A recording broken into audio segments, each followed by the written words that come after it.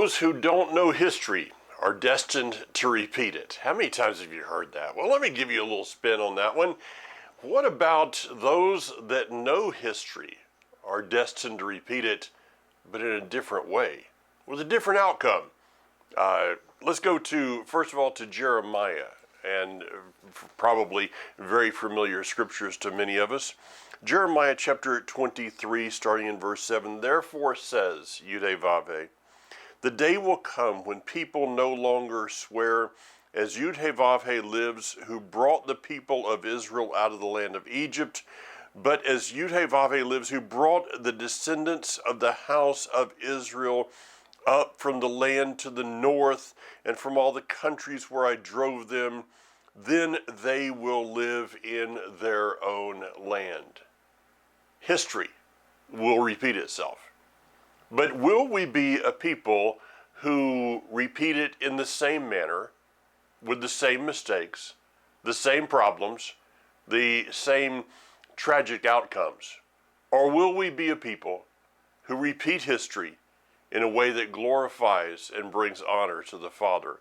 Look at 1 Corinthians chapter 10 and see how those verses actually give us instruction of this book that we're entering into of Exodus. So Exodus begins with the names, of course, with those who came down to Egypt. But then it says in verse 6, "The descendants of Israel were fruitful, increased abundantly, multiplied, and grew very powerful. The land became filled with them." So they were originally taken to Goshen, and there was a separation point between the Hebrews and the Egyptians. It says that the land became filled with them. Is this a good thing or is this a bad thing? Should they have expanded in just other areas around Goshen? Or is this telling us that the Hebrews broke down those walls I talked about last week a little bit and began to assimilate themselves into the culture and the land of Egypt? Well, that's maybe for another message. But here's a couple of points. They grew in numbers, and it says that they also grew in strength. In the land of Egypt, in exile, okay, Egypt is the area of Mitzrayim. This is a place that for the Hebrews is exile. Exile has a purpose. Consider that. The time and place that you and I are living in. This time of exile, a place in various countries from United States, Canada, South Africa, wherever it may be. This time is about us growing in number, as was prophesied over Ephraim, but also growing in strength. Now, I wonder if we grasp that point, that part of this, that exile is about the hardships that we experience in exile are preparation for the journey out of exile and back to the promises. Could we consider that which on a physical, just basic physical, that the Hebrews may not have been as shepherds. Shepherding is not an easy task. I'll give you that one. Anybody that's ever raised animals knows that there's a lot to be done. But was the life of shepherding hard enough to prepare them physically and mentally for the journey that they were going to have to take back to the land? Could we consider it this way, that which we go through today, the hardships of exile, are calling us to prepare ourselves, or they are preparing us both sometimes physically, but specifically emotionally, for a journey through a time between exile and the promises. Now it says that there rose up a Pharaoh that did not know Joseph.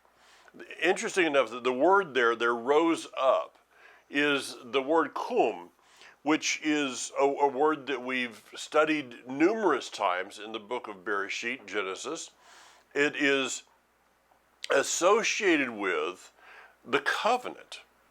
It's the word kum. You can go back and study this. Just go to any software program. You click on the word that we're looking at right here of rose up, and it gives you all the references in Scripture. Look around, and it's the word established. So there was established, and it's the same word that he spoke to Noach and to many others, and to Abraham. I will establish my covenant through you, through the actions of your life. I'm going to establish my covenant. What do we see there? That the rising up, the kum, the establishment of the Pharaoh, who did not, the word is recognize or know, would probably be better translated acknowledge. He did not acknowledge what Joseph had done in the land of Egypt. Pharaoh would have known history, specifically history that was really that recent. This is not, this may have been a number of generations, but a Pharaoh would have been taught the history of Egypt and this time period of the famine, of the time of plenty, the time of famine. He would have known this very well. He would have known the reason why these Hebrews are in the land. But he did not attribute the benefits of what was happening in the land to these people. He did not acknowledge what Joseph had done. Instead, he starts to see them as a threat, which tells us that this is a covenant people that are living in the land of Egypt, in the land of exile. And the very fact that they are called to be a covenant people, even though they may have become assimilated to a certain point, there is still a calling upon their lives, as it says in Romans, that the gifts and callings of the chosen, of those who are chosen by El, those who are chosen to walk in covenant, the gifts and callings are without rebuke.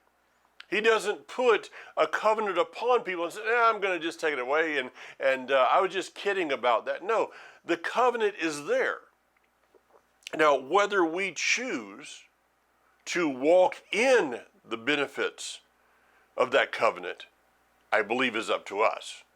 But it still is there. And it is the covenant that carries an anointing that whether we're walking in that covenant or not, there's still an anointing.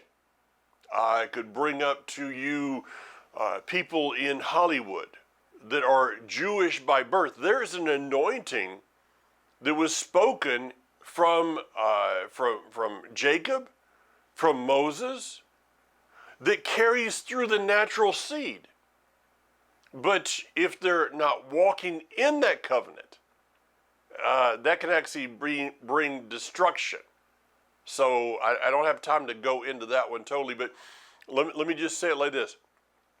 We have a choice to walk in the word that has been spoken into our lives or not. And when we do not choose, it can actually bring destruction. I'm going to maybe make that a little bit more sense here in just a few moments. There arose this, and we all know the story. Anybody that's gone to vacation Bible school, Sunday school, we know the story of how the Pharaoh said, let's kill all the children. We can see that going back to the time of Herod, going to this time now, that every generation that is being prepared for a great move of the Almighty will also experience murder of the children. You'll have to just kind of spend some time with that one yourself. But go back and look. Every generation that is just prior to a great, I won't say every, but many generations that have had there's been a great move. Something is happening. There will also be the enemy coming to kill, to steal, and to destroy. We see that at the time of Moshe. The midwives are the heroes of this story at this moment in time. They are the original nonconformists. Now, I want to make a couple of statements here regarding the midwives and also Moshe's parents in just a moment. And I would ask you to not put my statements into a box. If you watch the news and what's going on, please do not say, well, Mike's talking about this specific thing, that's all over the news right now, and how people are having to make a choice regarding this specific thing, because maybe my statements would flow over into some of that. But my statements are not to judge anyone for their actions, for choices that they have made, but to simply ask us to consider this aspect of conformity to the world's system today. The midwives, at risk of their own lives, they were told that you are to kill all of the Hebrew children, all the Hebrew boys specifically, and they refused to do so. At risk of their own life. We don't understand. This is not just, use a political. This is not just Sleepy Joe with some other people up there, and maybe that's gonna. No. This is the Pharaoh was in a position as God in the minds of the Egyptian people. There was not a Congress, there was not a House and a Senate and the Supreme Court and the appeals court and all of these things. What Pharaoh said went without question. And so if Pharaoh had made the declaration, if you midwives do not conform to the rules that I am stating, you will be put to death. That's the way that it was.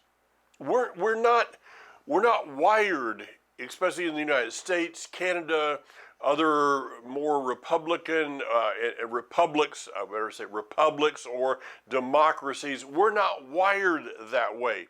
Maybe someone in Russia, maybe someone in China, North Korea would understand these things at another level because they've lived another level than we have. So they were nonconformists at the very risk of their own lives, and enter in now the mother and father of Moshe, who they had this child, and they were told, you're to kill this child. They did not conform to this. Now, conformity is something that is kind of like the frog in the pot. If you take a frog, you've all heard this. I don't know if it actually works or not because I've never tried it. But if you take a frog and you throw it into boiling water, I'm told it's going to jump out. But if you put a frog in water and it's, kind of frog temperature, whatever frog temperature is, and then you turn on the heat underneath it, well, that frog will sit there and just kind of swim around a little bit until it boils to death. Conformity is the same thing. The world system does not throw you into the pot of boiling water because you're going to jump out. You're going to balk at it. You're going to push back against it. It will throw us the world system wants to throw us into just a little bit, then turn up the temperature a little bit, a little bit, a little bit more, until finally our lives are destroyed and we're totally out of the picture. Now, conformity, let me go into this just a little bit more. For those that know me, my basic personality is nonconformist, okay? I don't know where I got this. I have no idea really. I look back at my relatives. My mother of blessed memory, I can remember her saying, to me as a small child, well, what are other people going to think? And I was, in my mind, I was like, I don't care, okay? So somewhere in the gene pool of who I am, I kind of maybe skipped a couple of generations, but there was some, I'll call them renegades, okay? I'm not a rebel by trait, by personality. I don't just rebel for the sake of rebelling, but if given a cause and a purpose, I'm going to be a renegade against that which is happening around me. I don't just conform to something.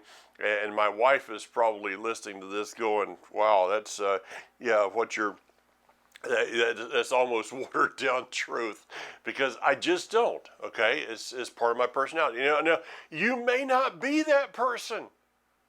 You may be on the other side of the spectrum, and, through your life, you've kind of tried to keep everybody happy.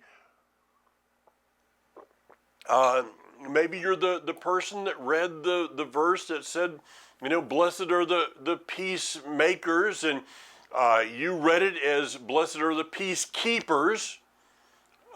So there's a difference between keeping the peace and making peace, because peacekeepers never do.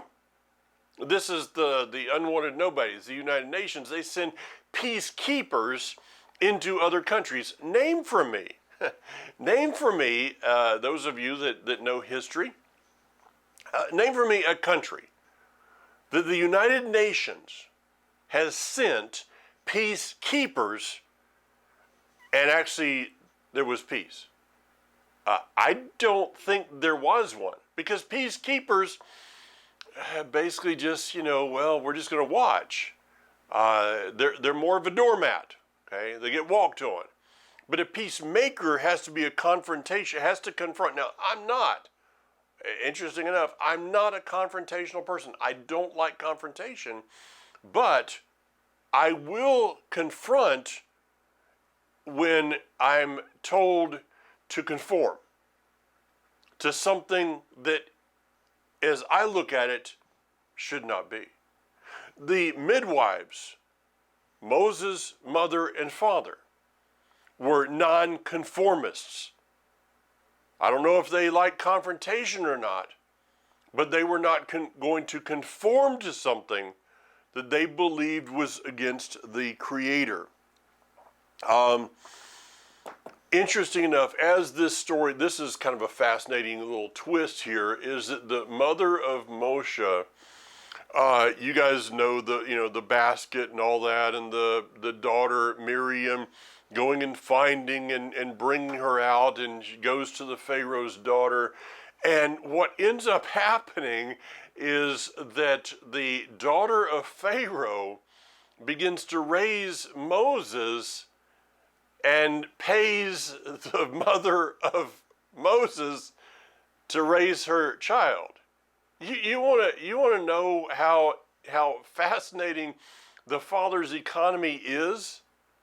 That Moses' mother and father were living the life of slaves, probably not having much, and ended up becoming employed by the Pharaoh himself, on the Pharaoh's payroll, in order to raise the child that was hers in the first place. We can go into a lot of different things here of the whole concept of him being raised in the palace, but spending time with his mother, the influences? Did he know that this was his real mother and father? Was this revealed to him? All of these things, I know that there's writings in there is commentary in the Jewish writings, but in the end is pretty much speculation. Okay, we're not really told. What we do know is that there is a calling upon this man, Moshe. Once again, the calling. There's a calling from his birth. Now, why? I don't know. That's way beyond any pay grade that I may have.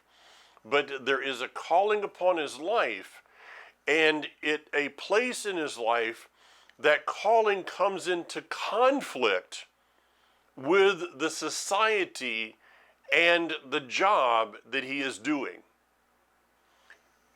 The day that your calling comes into conflict with the place that you are living, this is a day in which sparks are going to happen. This is a day of decision. It is for Moshe. I want to go back to this again. The day that your calling comes into conflict with the life that you're living. What do we see this in the life of Moshe? That he's doing his duties, looking over the slaves, has some kind of a supervisory role here. He sees an Egyptian that is beating one of the slaves, the Hebrew slaves. He goes over and he kills the Egyptian, buries him in the sand. Right thing to do, maybe wrong timing. That's been debated for centuries. But here's the point of this. In verse 12 of chapter 2, it says, he looked this way, and that when he saw that no one was around, he killed the Egyptian and hid his body in the sand. There's another way of looking at this verse. When he looked this way and that way, and saw that no man was coming to his rescue,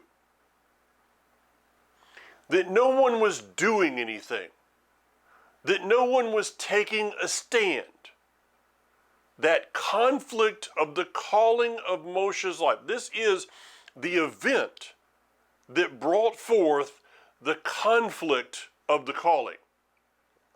He looked around and said, why is everyone taking videos with their phone? Okay, they don't have phones. Okay, I got that. They're not standing around with their iPhone, but they might as well have been. This is not an isolated, secluded place. The events that are happening in in plain view of everyone. And so when this Egyptian begins beating this Hebrew, everybody's just getting it on video. To put it into modern terms here, how many news stories have we watched through the last years? Somebody's being beaten by someone, and there's a multitude, a crowd that could have overtaken this one violator. But yet they're standing there with their phones out, taking pictures, so they can have their photo up on the news that night. No one was doing anything. They were not being involved. Ladies and gentlemen, let's go through this. Number one, there was a people that did not conform. Then there was a people that did conform. Now, who is given a greater place in history? The midwives or those that were standing around watching everything happen? The answer is pretty obvious, right? So Moses takes this job at his own expense. Okay, at his own expense. The next day he comes out and sees two Hebrews that are fighting between each other.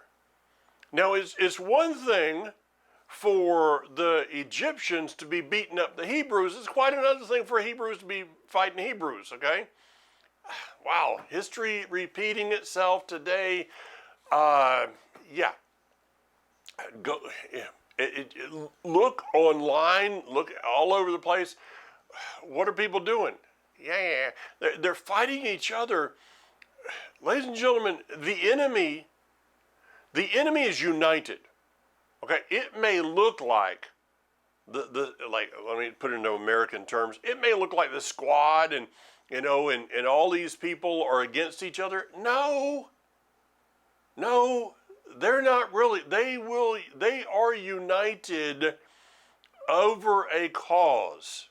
They're uniting, maybe more radical. Some causes more radical than others. The basic cause is the basic cause. Okay, it's the other side that's doing the stupidity of arguing about things that are. I mean, this argument probably was over something totally stupid, right? So Moshe steps in and says, you guys need to cut this out and act like covenant people. What's the response? The response is, well, who put you in charge? Who put you in charge? Wow, has anything changed? We go to people who are supposed to be covenant people, and I mean, here's the time that we're in, right? This is one of those high days. Yeah. We go to people that are supposed to be walking in the covenant with the Torah of Moshe, and we get the same exact response of who put Moshe in charge of anything. We have our own traditions. We have our own denominations. We have our own ways of arguing between us. We have our own ways of doing everything. And what are you doing bringing Moshe into this? Who put him in charge of anything? Well, if we'll go back, we continue to read the story, we're going to find exactly who put Moshe in charge then, and who puts Moshe. I saw the greatest meme, I think it was yesterday. It was asking the question of what would Yeshua do? Okay, it may have said Jesus, I don't know, but what would Yeshua do? It was evident. He followed the Torah of Moshe, okay? If Yeshua himself did not balk at the authority of the Torah of Moshe, of course I could go into where that authority came from, I got that. But if Yeshua didn't balk at the authority of Moshe, why should others do? But they're doing it there, they're doing it here, people are doing it now. Why? Because the Torah of Moshe, the authority of Moshe, is the authority of the Messiah, which is the authority of the Father. And I dare say that people would rather have the authority of Pharaoh over their lives than the authority of the Father over their lives. Let's consider that Pharaoh, Egypt, is a picture of religion. Pagan religion, secular religion, religion. Pharaoh is a picture of the world system. And people, even those that are supposed to be called covenant people, would rather have the world system. That's why people would rather see their party brought to power than the kingdom come. I'll move on from there because I got a lot to do.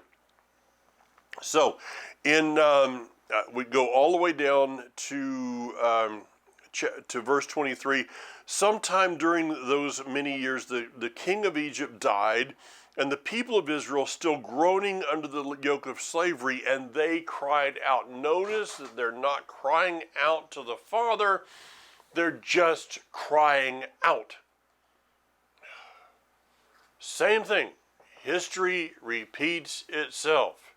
People today are crying out, but they're not crying out to the Father for deliverance. They're just crying out, complaining. I work with people constantly. I wish could say this is different, but I've worked with people through the years. They're not wanting deliverance. They're just wanting their cries to be heard. A person comes to you with a problem, you give them a solution, and they continue to walk in their problem because their problem has become their identity. And they're not wanting to get rid of their identity, because if they get delivered, their identity goes away and they're not going to have anything to cry about anymore. So the people cried. They're not crying out to Yah, but Yah has heard the cry anyway. In fact, he's heard the cry before they cried. And because of that, he has prepared a man. They don't know. At this point in time, Moshe is kind of, something relegated to a couple of lines in history, in the history books of this guy that tried to raise up, and well, when the matter was revealed, what was the matter revealed? That Moshe was going to side with the covenant people. That's why he left Egypt. The matter of his own inward being was revealed. And he left, went to Midian, and in Midian he learns how not to take matters into his own hands, but he spends 40 years on the backside of the desert learning how to shepherd. He didn't know how to shepherd in Egypt because he had been removed from his, can we just say his Hebrew roots? Yeah. He had been removed from his roots as a shepherd and had become an authoritarian. An authoritarian, I just kind of hearing this as I'm saying it. This may be more profound than this. Is not in my notes, folks. An authoritarian, given the Torah, will become destructive with the Torah. Again, that's not in my notes. Something I got to think about later. An authoritarian, given the Torah, will become destructive with the Torah.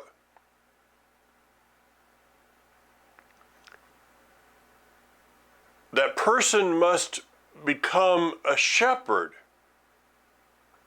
before they can bring forth the Torah with the heart of a shepherd to unite. And this is why you go to Jeremiah chapter 23 on your own, please. No.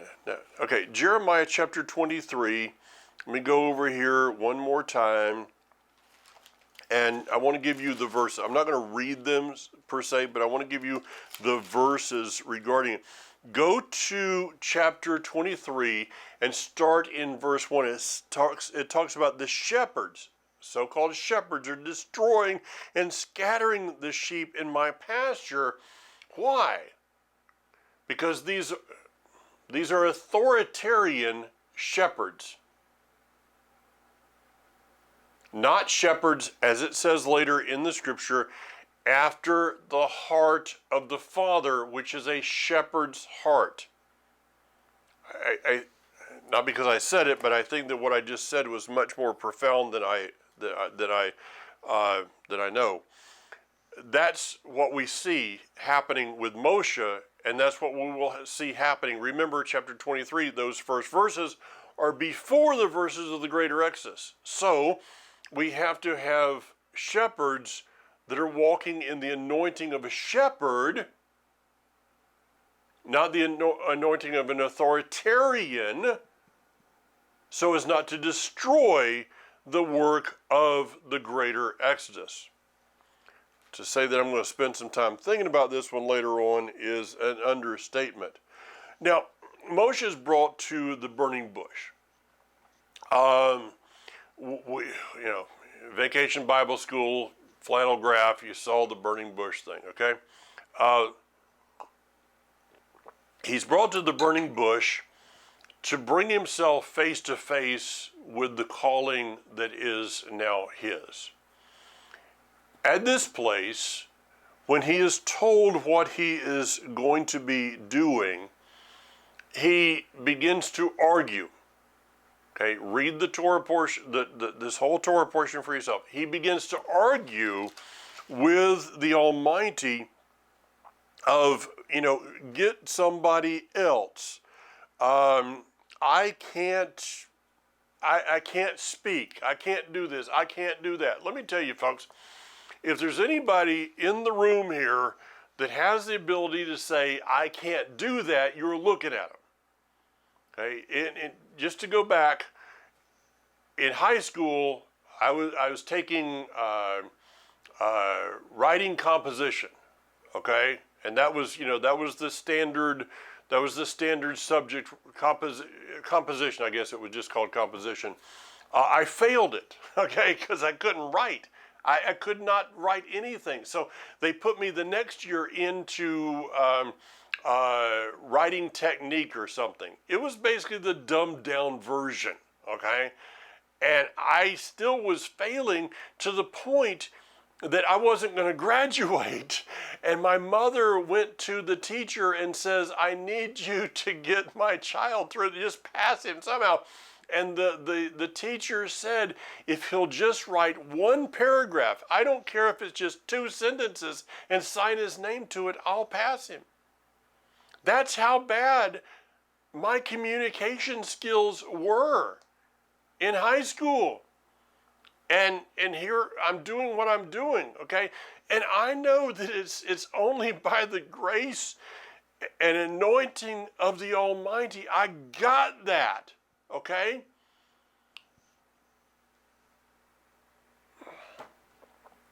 You and I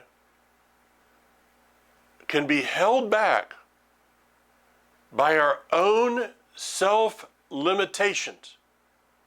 I didn't know when I was 18 years old sitting in high school, I did not know what was in me because nobody had been able to bring it out.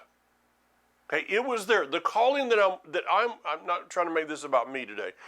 The calling that I'm walking in today was there then. Now, was my life anywhere close? No. Okay?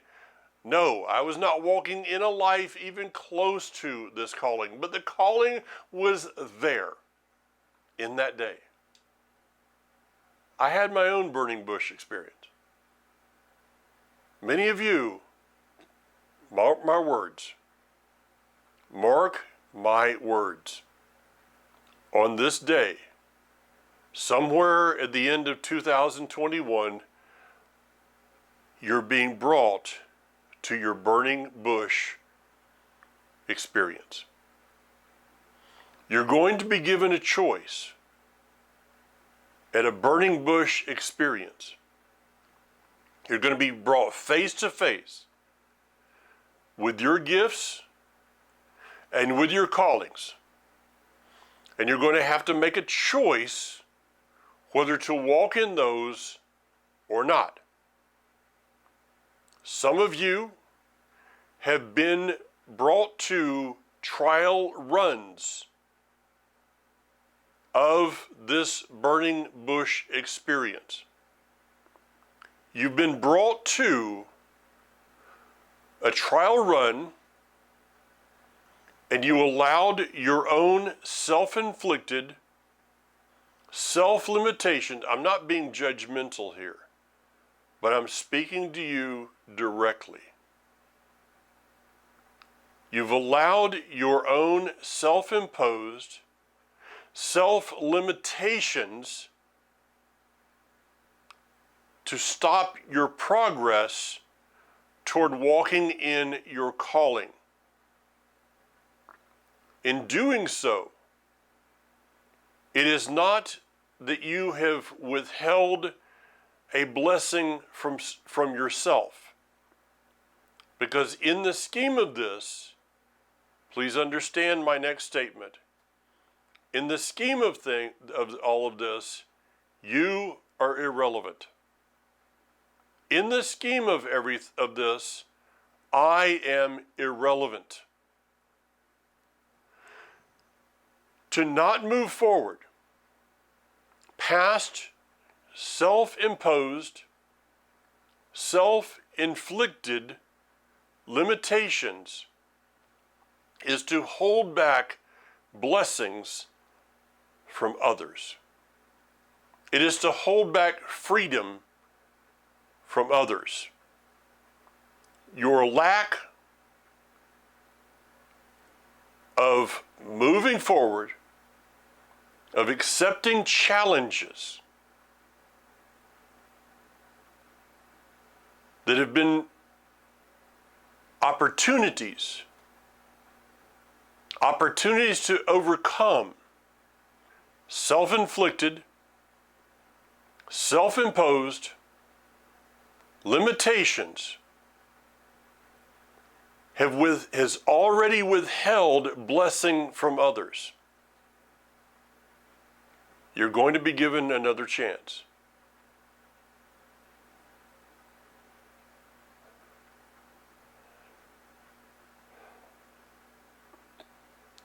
What if Moshe had stood and argued to the point that the Father said, okay, I don't have anybody else. Because I don't believe that he has plan B. I don't believe that in the scheme of history that he has plan B. You are his plan A. This may sound a bit arrogant to some, probably not to those that are listening to me. I am his plan A. You are his plan A. There's no plan B. And if plan A, Moshe, had said no, there was no deliverer standing in the wings. Now, the Father worked with him. He will work with our limitations. He will work with what we think of ourselves in order to get us. And so he gave him Aaron. We see all this. He gave to Moshe what Moshe needed. But in the end, we see that Moshe understood who he was. And it's a progress. It's a process. I know that. It is a process, but the process has to begin with a yes. The process has to begin with a yes. And he'll take us where we are with a yes. That's all it takes. I remember at Shady Sea Baptist Church, it was October 1993, and the Father spoke very clearly, despise not humble beginnings. Those that have ever been to Spring Creek, Florida, know this: you can't get more humble than that one. You can't get any more better. You can't get any more better. Yeah, that's not good English. You can't get any greater either. Of a great beginning with some wonderful people. But it was a humble beginning. You've got to say yes to the humble beginning in order to become the person, because it is a process. Now, in this process, the same process that's happening to Moshe there's a process that's happening to the Egyptian or to the Hebrews, and that is that life is going to become harder. It's a challenge. It's a challenge to the point that Moshe actually goes before the Father and says, why have you treated this people so terribly? What has been the value of sending me? Moshe is questioning at this point because the life of the Hebrews, they were in slavery, yes, but the slavery got worse. And the people are complaining. Moshe walks into he walks into Egypt and says, let my people go, expecting Pharaoh to go. Wow, I've been praying about this last night. I had a dream. Remember Joseph? I was studying about Joseph, and all of a sudden I had my own dream that you're going to walk in and you're going to say, let my people go, and I'm going to do it. And so it's been nice. Thank you very much. That's not the way it happened. Why? Because the people weren't prepared. The people weren't prepared to go. Moshe questions his own leadership. Any leader that's not questioned their own leadership is not a leader. Leaders will question their own leadership, probably more often than non-leaders know. So he questions. The Father basically, ever since I came to Pharaoh to speak in his name, he dealt terribly with the people, and you haven't rescued your people at all. He's questioning his own leadership. He's questioning his calling. He's questioning everything that there is. And Adonai, Yud-Heh-Vav-Heh, said to Moshe, now you will see what I am going to do to Pharaoh. With a mighty hand, he will send them off. With force, he will drive them from the land. With force, he will drive them. The first word time this word is used is he drove Adam from the garden. He drove them out. He brought them to the place that they had no choice. Although, according to Jewish writings, 80% stayed behind, 20% left. 80% will say, no, I'm not leaving for any reason, stay behind, whatever. But the 20%, it's evident as we go through Exodus, that the 20% that did leave, if the Jewish writings are right, the 20% that did leave were driven out. And my question is this: in the midst of the greater Exodus, will you have to be driven out, or will you be driving out? I choose to be driving. I don't want to be driven out of exile. I don't want to be driving. I want to be in the driver's seat. I want to be driving the bus. I want to be the one out in front. Give me the lead bus on this leaving Egypt. I'm all over that. I hope the bus has a turbocharger on it. Okay? Hang on. It may be a scary ride, but we're going somewhere. Quickly. The time of year that we're living in,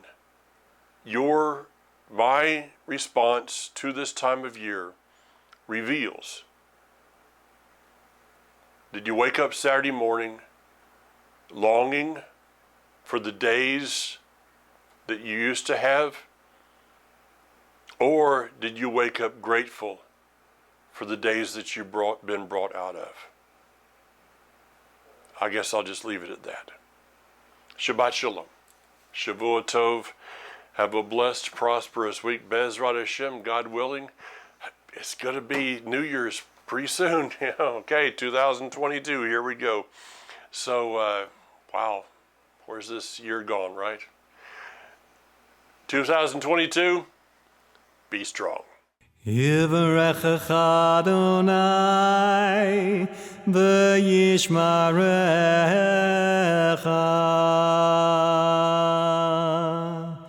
Ya'er Adonai panav elecha v'yichunecha Yisa Adonai panav elecha v'yasem lecha shalom.